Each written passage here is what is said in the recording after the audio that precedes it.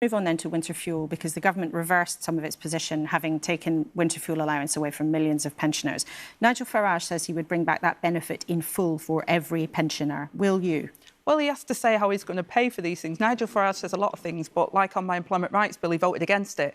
Now, the Prime Minister said this week that he would like to see changes to that as the economic situation improves. We've already seen 4 interest rates go down while we've been in government, and we're the fastest growing economy in the G7. So if you've got more money, will you restore it to everyone, every pensioner? Well, again, the Prime Minister set out that it will be a fiscal event, so that's for the Chancellor to outline, and it very much depends on this state of the economy and how much that we've got, and the different pressures. We've talked about different pressures already that we face, including housing. That it will be done, whatever it is, whether you bring it into income tax for wealthier pensions or whether or not you set the threshold in a different place? Can you guarantee to people watching who really want to know whether or not they're going to get their money that it will be done in time for this winter?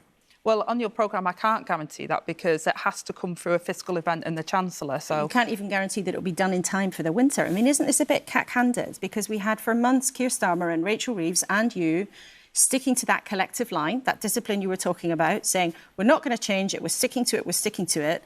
This week, the Prime Minister says, oh, actually, we're not sticking to it.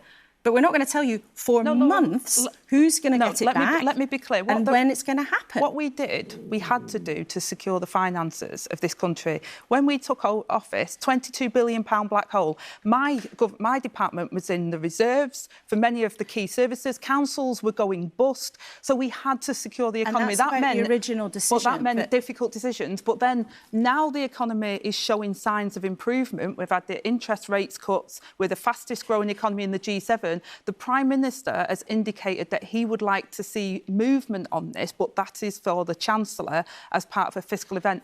I think that's very clear on the direction of travel and what the Prime Minister has said. But it's not clear for people then. You're telling them this morning they're going to have to wait months before they know. And rightly or wrongly, that's what you're telling viewers this morning, is that you want to change the position, but you're not in a position for months to say who's going to get their money back or by when. Well, I'm not saying for months, Laura. I'm saying that this is for the Chancellor at a fiscal event for her to make the announcement. If and when the economy allows us to do it, we will look at what we can do around that. That's what the Prime Minister outlined. Any chance it will be in June? Any chance it'll be in June? I'm not going to speculate when it will be. I've made it very clear what the Prime Minister says. It will be for the Chancellor to outline it, but he indicated that he wanted to see some movement when the economy allows.